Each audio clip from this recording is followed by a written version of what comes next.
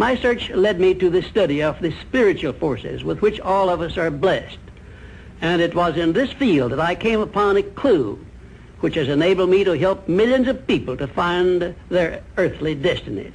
I want to describe my discovery in the simplest terms possible, because it will reveal to you why it is true that whatever the mind can conceive and believe, the mind can achieve, regardless of how many times you may have failed in the past or how lofty your aims and hopes may be.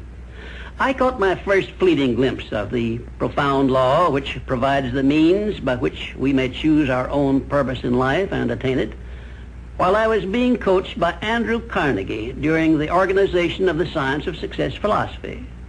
I had just finished telling Mr. Carnegie that I feared he had chosen the wrong person to give the world the first practical philosophy of personal success because of my youth, my lack of education, and my lack of finances. Well, at this point, Mr. Carnegie delivered a lecture that I shall never forget, because it changed my entire life and paved the way for my helping to change the lives of millions of people, some of them not yet born. Let me call your attention to a great power which is under your control, said Mr. Carnegie, a power which is greater than poverty, greater than the lack of education, greater than all of your fears and superstitions combined. It is the power to take possession of your own mind and direct it to whatever ends you may desire.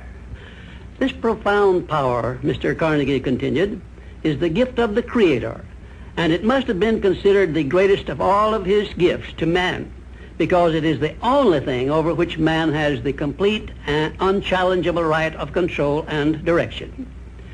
When you speak of your poverty and lack of education, Mr. Carnegie explained, you are simply directing your mind power to attract these undesirable circumstances, because it is true that whatever your mind feeds upon, your mind attracts to you. Now you see why it is important that you recognize that all success begins with definiteness of purpose, with a clear picture in your mind of precisely what you want from life. Then Mr. Carnegie continued his speech with a description of a great universal truth which made such an impact upon my mind that I began then and there to give myself a new outlook on life and set up for myself a goal so far above my previous achievements that it shocked my friends and relatives when they heard about it.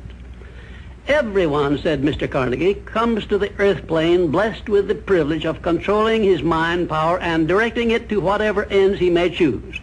But, he continued, everyone brings over with him at birth the equivalent of 2 sealed envelopes, one of which is clearly labeled, the riches you may enjoy if you take possession of your own mind and direct it to ends of your own choice.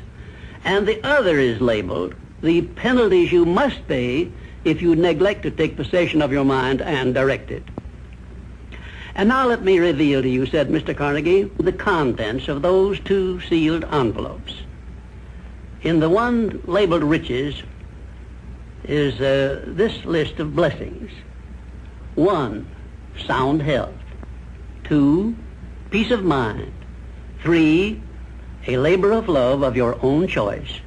4, freedom from fear and worry. 5, a positive mental attitude.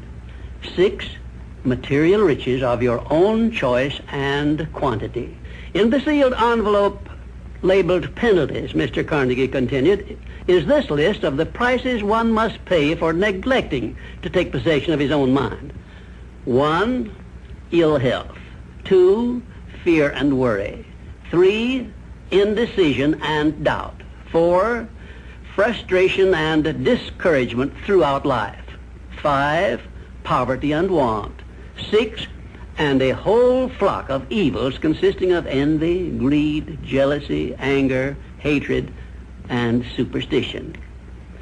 Now, my mission in life is to help you and everyone who needs my help to open up and use the contents of the sealed envelope labeled riches.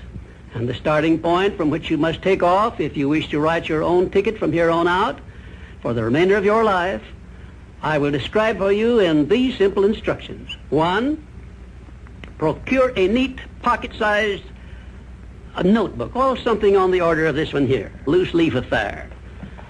And on page 1, write down a clear description of your major desire in life, the one circumstance or position or thing which you will be willing to accept as your idea of success.